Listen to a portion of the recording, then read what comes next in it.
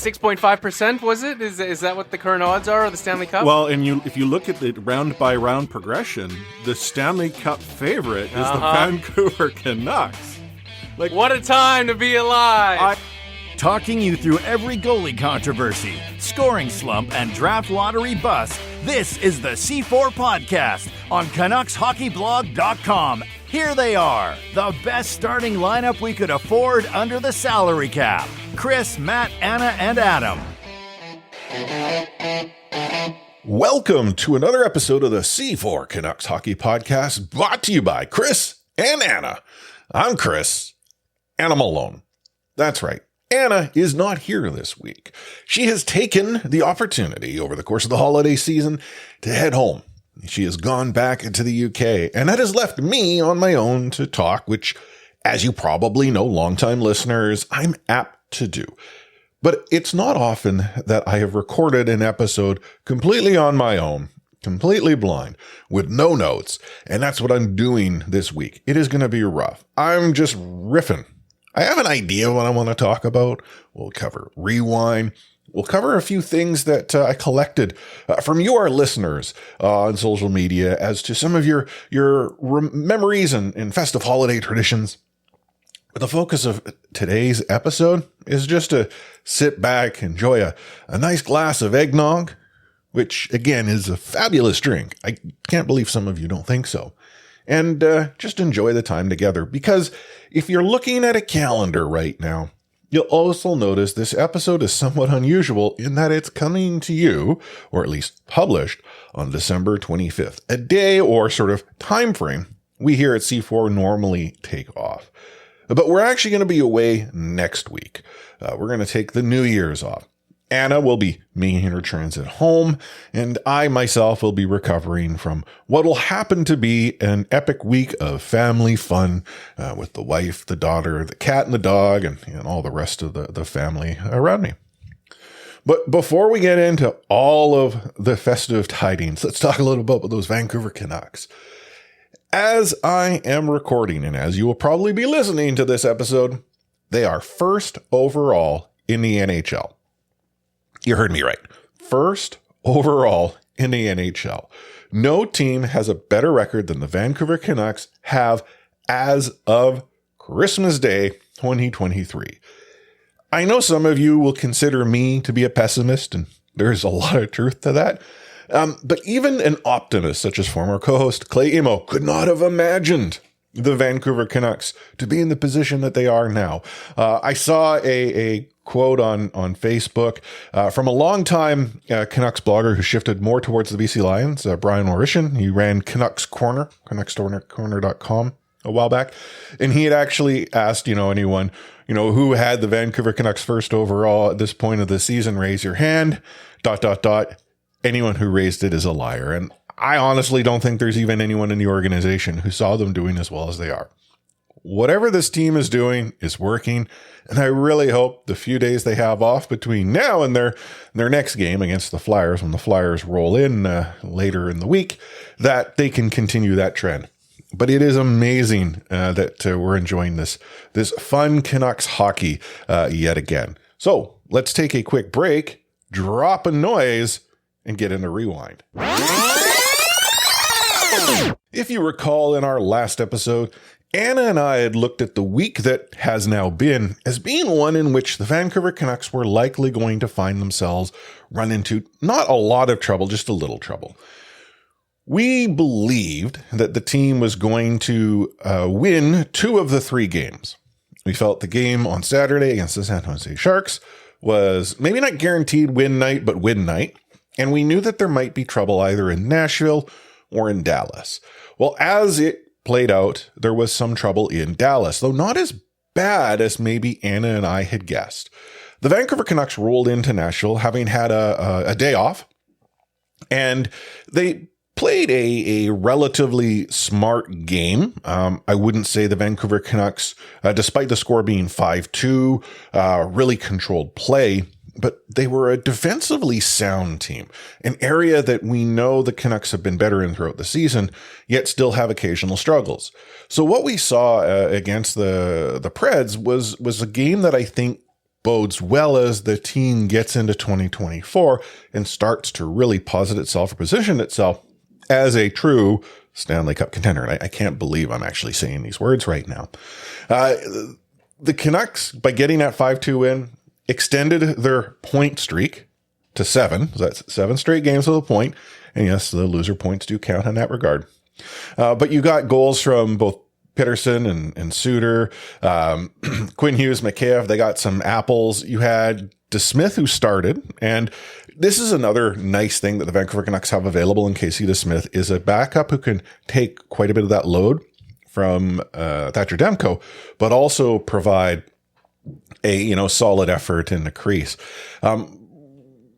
There's really not a whole lot that I can comment about the game, because it was a good game. I mean, the Canucks, yes, were in control. They weren't dominant. They played defensively sound hockey, and that win really, set the tone. So that gets us into Thursday, when the Vancouver Canucks roll into Dallas to take on the Dallas Stars, a team that historically, at least since the ownership has changed, have played the Canucks really well. It was a back and forth affair. I wouldn't say that the Vancouver Canucks played really good hockey. Like, if you look at what they did against the Predators, where they had a very smart, defensively sound game, in Dallas, not at all the case.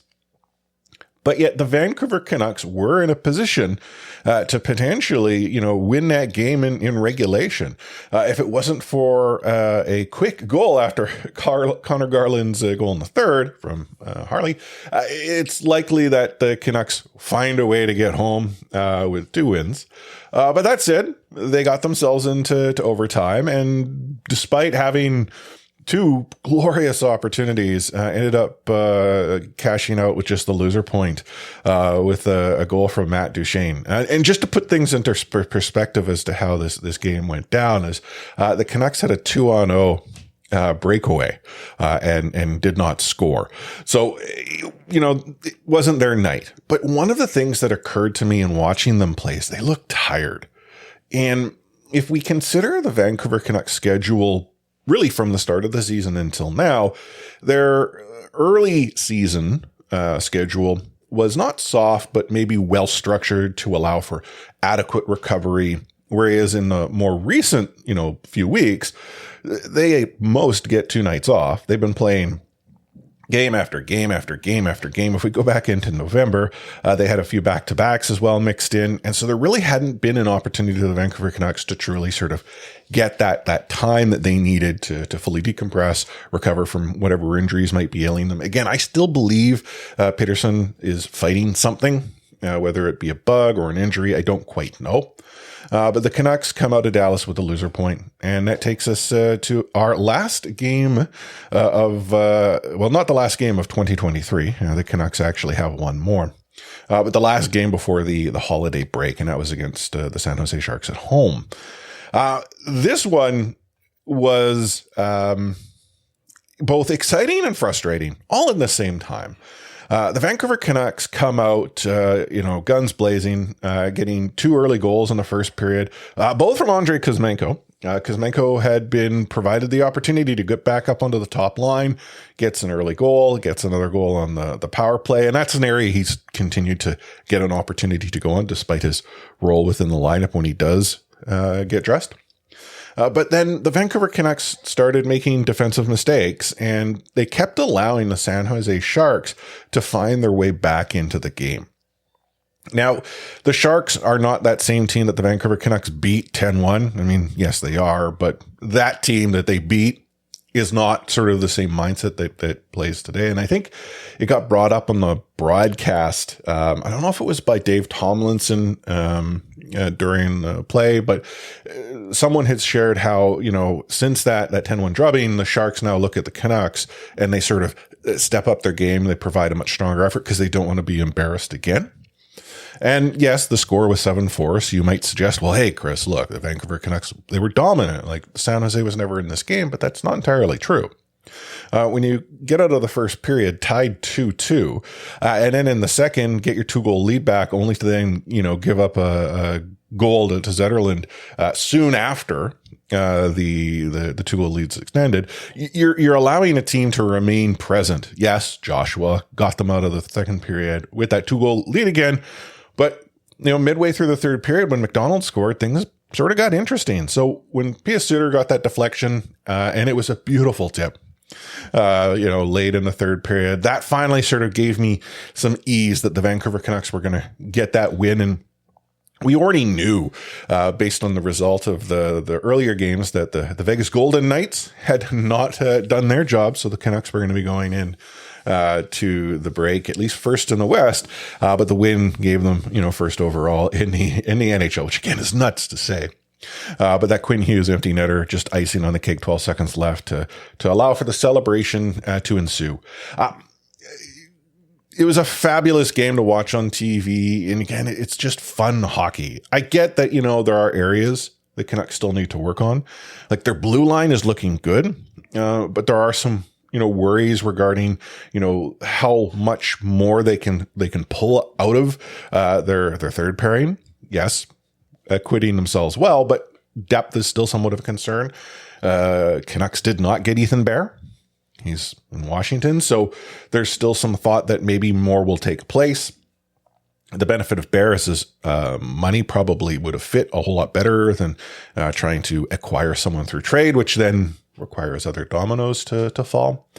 But regardless, that's a next year problem. That's something that we can continue to sort of talk about in 2024. Were you at the game on Saturday? I know a few of you might have had the opportunity to get there, but I just wanted to share, if you had not heard about it or seen it, is that a number of fans had dressed up for the season or the holidays.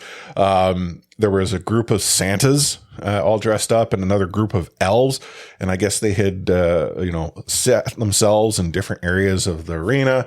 Eventually the Santas went out and found the elves, and a brawl ensued. Not a real brawl. Apparently it was all in good fun. But again, when was the last time that you can think that the Vancouver Canucks in arena atmosphere was this electric? I'm not discounting the efforts of the Larshiders of the past few seasons to try to invigorate the experience. They have done their duty, but it requires there to be sort of a more organic approach to things, and that has started to happen. Luongo said it best. Hockey is fun again in Vancouver, and this is the way it should be. And again, it is truly an exciting time to be a Vancouver Canucks fan.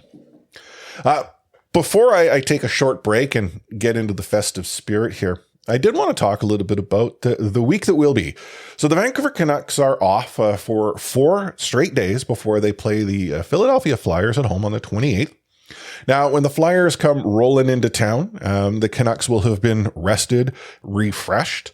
I actually don't know what to make of the Philadelphia Flyers. They're not a horrible team. They are, coming into Vancouver, their, I believe, first game after the holiday break. So again, equally rested though, with a little bit of travel mixed in. But they do have to then head down the highway to Seattle for the game on Friday night. So it'll be interesting as to which of the two teams they approach as being their not tougher competition, but the team as to which they feel that they have a better chance to beat. I'm going to have to go with the Vancouver Canucks, obviously wearing my blue tinted glasses, but also they're currently first overall in the NHL. It's hard to go against the team that is at the top of the table, so to speak. So I say the Canucks are going to take points there. And then if we continue to look ahead at the Vancouver Canucks, their next game isn't until 2024. They actually take on the Ottawa Senators on the 2nd. Ottawa rolls into town. Ottawa not looking so good. They've made some changes behind the bench. Jacques Martin is coaching again. It's been a few years since he and he's back. And then the Vancouver Canucks are back out on the road. And this road trip's a massive one. They take off to take on the Blues in Seattle on the 4th. They've got a Saturday night or afternoon game, depending on your perspective, against the New Jersey Devils. They then stay in the East by taking on both the Rangers and the Islanders on the 8th and the 9th, the Penguins on the 11th, the Sabres on the 13th, and then the Blue Jackets on the 15th.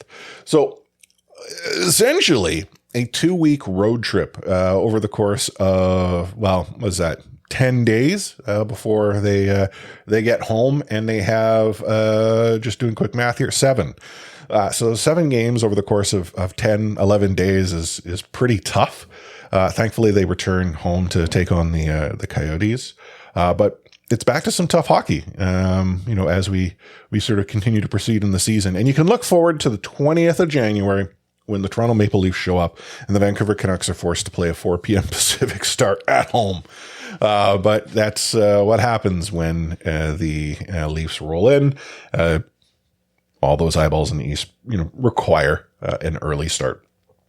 Anna and I, though, will be back to talk about the week-ish that has been from the Flyers through to the Devils in January. We will return and record on the 7th, with that episode going live on the 8th. So you can rest assured we'll be talking about plenty. And in turn, I do want to take this opportunity to wish you all well. But there's more show to come. You're listening to the C4 Canucks Hockey Podcast, brought to you by Chris and Anna. Take hitting out of the game. You can't hit anymore, so don't do it. The unsportsmanlike conduct, I want to get an explanation on that. No kidding. Because how do you get suspended for unsportsmanlike conduct? Plus interference. There's no interference there. He had the puck. Now, Madison never ever did that before. Now, why did he do it? Because he was mad. Well, your early favorite for the Calder Trophy, that's for sure. Elias Pettersson, you might even say your early favorite for the Hart Trophy. Just to get back to your question, Elias is going to play plenty. He didn't play. He's going to get a lot of power play time. And, yeah, I'm concerned about our offense. We lost 200-point players, and we've got to find a way to score. When Anna and I were talking about our recording schedule going into sort of this holiday season, we were trying to ascertain, how would we make this work? And initially, Anna and I had talked about recording a New Year's show, though her return to Canada from her trip doesn't have her getting back in until New Year's Day. And she, I guess, had it in her mind that we could potentially record that day, though obviously that requires her plane to land on time and all the travel, not to completely drain her. So I'd said, no, let's take that week off. In fact, I had suggested maybe we take 2 weeks off. Something that's somewhat unheard of with the podcast in its current iteration. But again, it's just her and I, and we've really come to realize how important it is to focus on ourselves as much as we love creating content for you, our listeners. But giving it some more thought, I figured, I've done this in the past where around this time of year, I record something for our listeners. If I think back to the old days of C4 Off the Rails and the Patreon show that we would occasionally do, I did a couple solo efforts around this time for our patrons. I don't know, actually thinking about it, if I've ever recorded a solo show for all of our listeners, though it has been 13 years of a C4 Canucks Hockey Podcast, which again still blows my mind. I mean, come 2024, we're only 6 months away from, completing that and getting into year 14, which is just, again, almost absurd. But has it been 13? Let me do bad math. No, 12. Okay, 11 to 12. See, math is not my strong suit. We've always talked about CHB counts to 3. But, yeah, it's amazing. And that means if we think about it, that's been 11 holiday breaks, 11 holiday shows. And I really wanted to sort of get into the festive mood, which brings me to the matter of, the atmosphere. Doesn't seem to be a whole lot. So let me cue up a little sort of holiday themed jazz here. Let's see. Yes.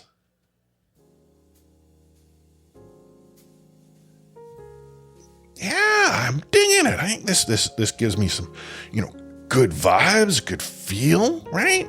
Kind of like, we're kicking back, we're enjoying that nice glass of eggnog, the fireplace is on the TV, though maybe some of you actually have real fireplaces. And, I thought it would be a good opportunity to sit down and talk about some of our favorite holiday memories. And I thought I would share one of my very first holiday memories when it comes to the Vancouver Canucks. I think I've shared this story on a previous episode or two, or maybe in conversation with some of you.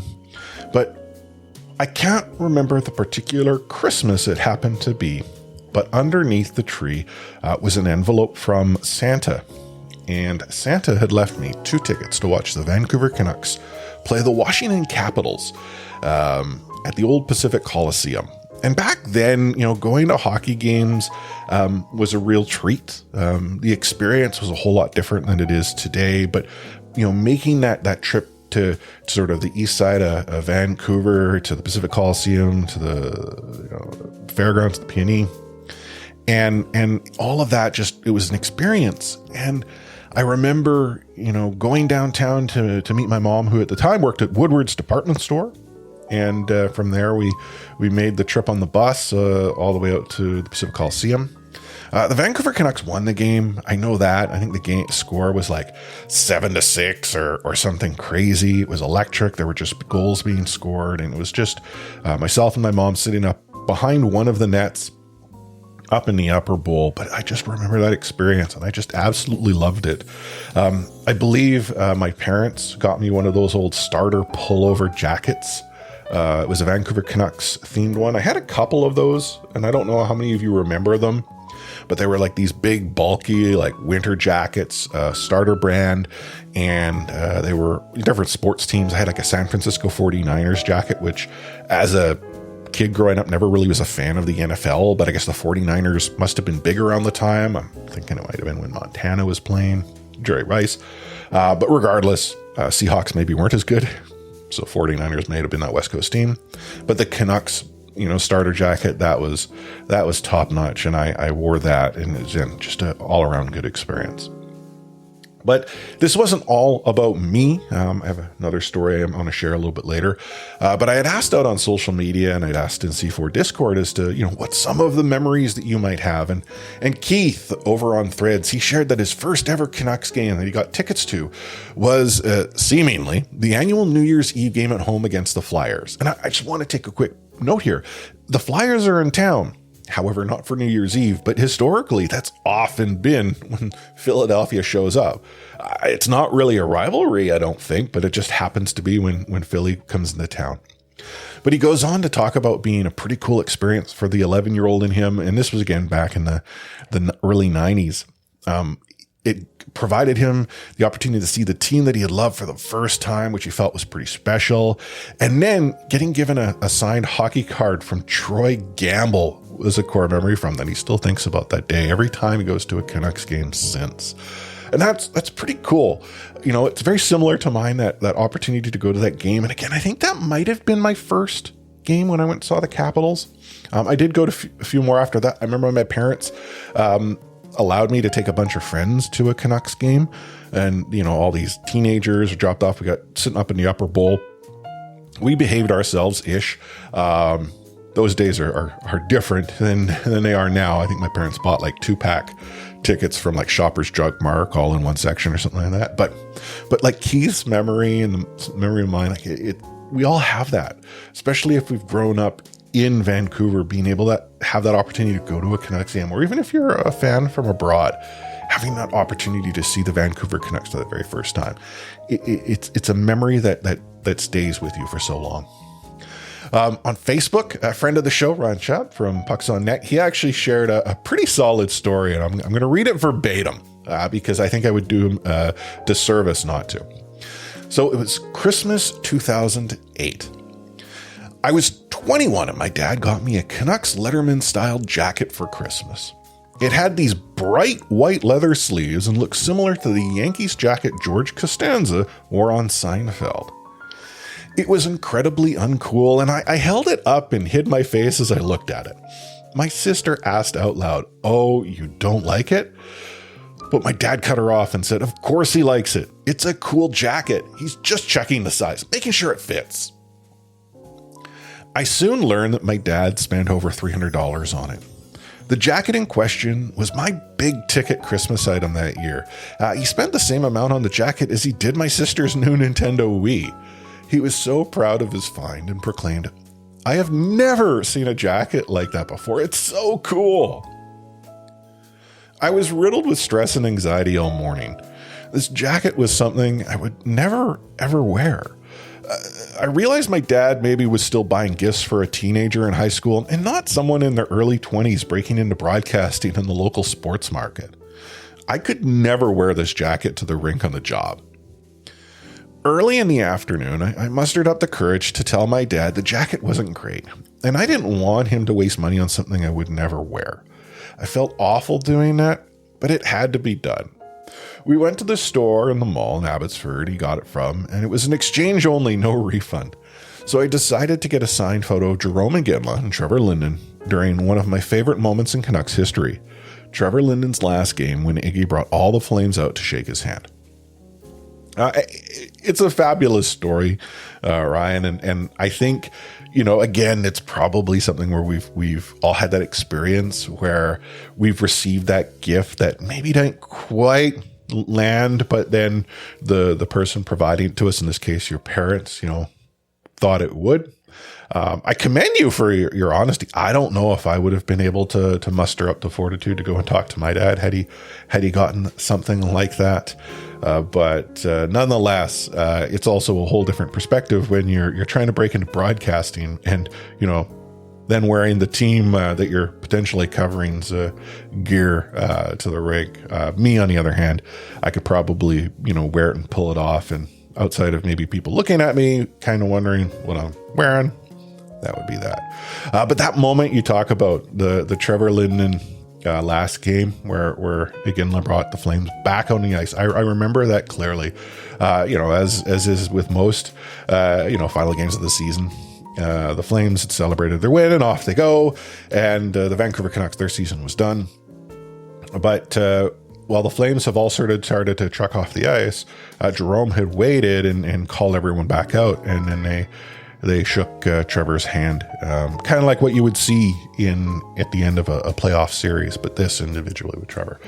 So having, that signed photo is pretty cool. And I'm curious, did both Jarome and Trevor sign it, or was it just Trevor's signature on it? Kathy, over on Threads. Kathy talked about a very recent memory, one that actually just occurred this weekend, about how she was able to go to a game with her 94-year-old season ticket holder father and her sister from Toronto and her husband, which is pretty cool. Having a father who's in their 90s who remains a season ticket holder. And that's the thing about the Vancouver Canucks, is that there are a lot of fans who've been cheering on this team for quite some time. I'm making an assumption here that he isn't a more recent season ticket holder at the seasoned age of 94. But then being able to go to a game and the game, last night was a great one. You had an opportunity to see Kuzmenko score a couple times, which I comment about on Threads.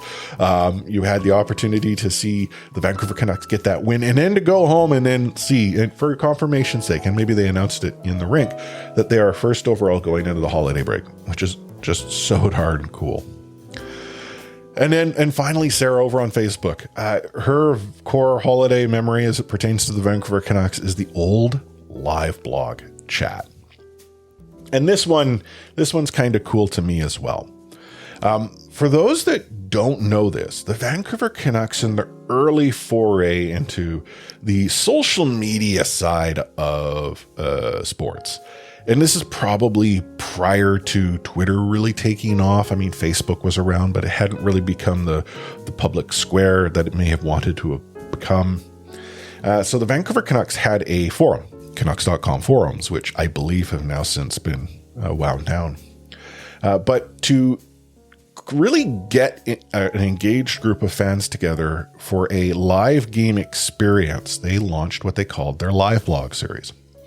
So while Canucks.com forums had a game day thread and there would be conversation, it really wasn't a synchronous conversation because you would post a comment and then you would have to actually then refresh to see who else might have replied. And so there was sort of a disjointed conversation taking place in a threaded experience, aka a forum. So the live blog allowed for this synchronous conversation. And as luck would have it, I soon became a live blog moderator. And I honestly don't quite remember how I stumbled into the opportunity, but I was able to sort of help facilitate that conversation on a nightly basis. In fact, the team had elevated me to having the ability to not only launch the live blog, but to shut it down, whereas prior to that, there were only 2 people at the time that could do that. Kevin Kinghorn, who was a director of marketing, I believe. He's now, I think, chief marketing officer for the Portland Trailblazers. And then, everyone who's been a long-term listener of the podcast, but also a fan of the Vancouver Canucks, know of Derek Jory. He also had the ability to turn off. But that was, again, something they had given to me. But Sarah, I got to connect with her through the live blog. And we used to have some really good times, especially around the holidays. A lot of the meme sort of content that came into the, Canucks sort of atmosphere or orbit came out of the live blog. Again, this is sort of pre-Twitter days, like Peanut Butter Burrows time. That came out of the live blog.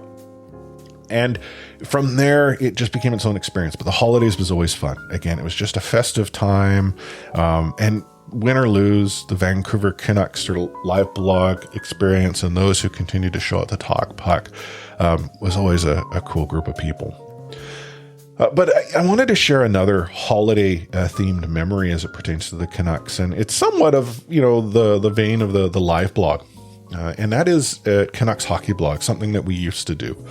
JJ Guerrero, the founder of CHB, he used to host a holiday mixer, is I think what he called it, every season. He would rent a suite at the Hyatt in downtown Vancouver, invite a bunch of friends, like the Canucks or whatever, out, and we'd have a good time. You'd often see some of the news stream media, us bloggers, we'd be there, but occasionally you'd get some of the more traditional stream media swinging through, and again, it was a really good time. But we got to talking one year about how we all missed Eulin with a page. Long-time listeners of the show know I have an affinity to Sports Page. In fact, a good number of those who are in the sports community can harken back to Sports Page as being that TV show that really got them interested in sports broadcasting. But Eulin with the Page was their holiday special. It was a highlight show, but they also performed different skits and what have you. And we were talking as a group, wouldn't it be cool if we could pull something like this off? We're a really talented group of people here. Let's do it. Yeah, maybe there was a little bit of liquid courage mixed in, but nothing came of it that particular year. Fast forward a season, and I had decided that, I think we could do this maybe in a small sort of contained group, not this sort of wild, disparate, unplanned experience where everyone showed up. And we did a 'Twas the Night Before Christmas poem themed to the Vancouver Canucks, and started to recruit others to be involved. So Jordan Bowman, despite our ongoing feud, he came out and got involved. Matt Sakaris was involved. There was a number of us from Canucks Hockey Blog. Nicole Van Zanten, who at the time was working for the Vancouver Canucks, got involved. And we recorded it at the Rosedale and Robson, different hotel. But again, we just had some fun and published it, and it really resonated with the Canucks community. I won't suggest that it's what sprungboard or whatever you would call it springboarded Clay to his fame with his Canucks holiday parody videos and such, but you can see former Coast Clay Emo in it.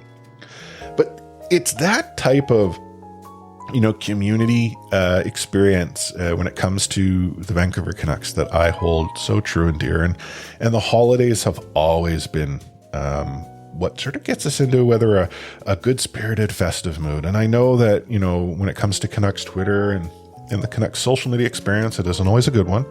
And I don't think any community can claim to be the best.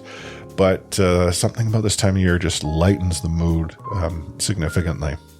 And there are other memories, like I had an opportunity to hang out with Clay and Marie Huey, the talented Marie Huey, to do a Canucks holiday video where Marie sang parody themed or Christmas themed songs. Clay performed the pianos. I was the announcer or the voiceover, although they had me on camera as well, but the voiceover talent.